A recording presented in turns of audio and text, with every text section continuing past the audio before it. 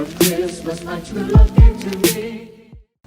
y'all, thanks for joining another Two with Tim. We're going to continue with our time on the year in review. As I said earlier, 2020, it's been a tough year, but there has been silver lining.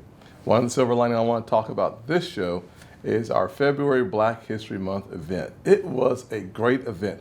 So often government talks about social programs, the safety net, but not enough time is spent on creating wealth. This year we had an opportunity to talk to 6 people, 3 Republicans, 3 Democrats, 3 conservatives, 3 liberals about wealth creation.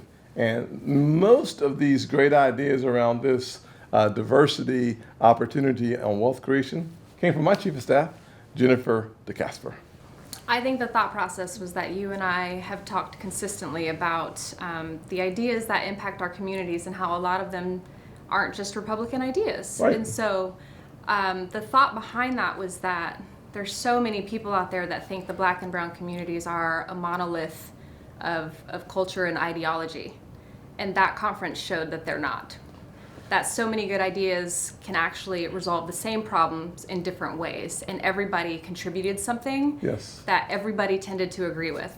Well, the funny thing is when you say everybody, we're talking about going from Charlamagne Tha God and Van Jones to K. Cole James, as well as Ross Smith, a very conservative African-American commentator. So when you get those forces on stage together, focusing on wealth creation, you actually produce a pretty good return. The return is simply this: we have more in common as it relates to the goal of creating wealth, as opposed to focusing on the things that we have that we are very different positions on around other programs, other social issues.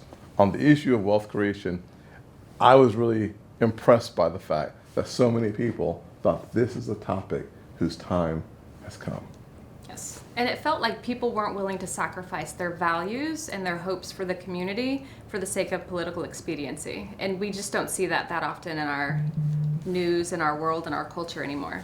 Well, we certainly haven't seen it a lot in 2020. So the good news for 2021 is more time will be spent on the power of education, the hope of economic mobility, which speaks to wealth creation for all of America, and specifically for those parts of the American family that may have been left out too long. The conservative policies that will make a big difference, they're coming your way.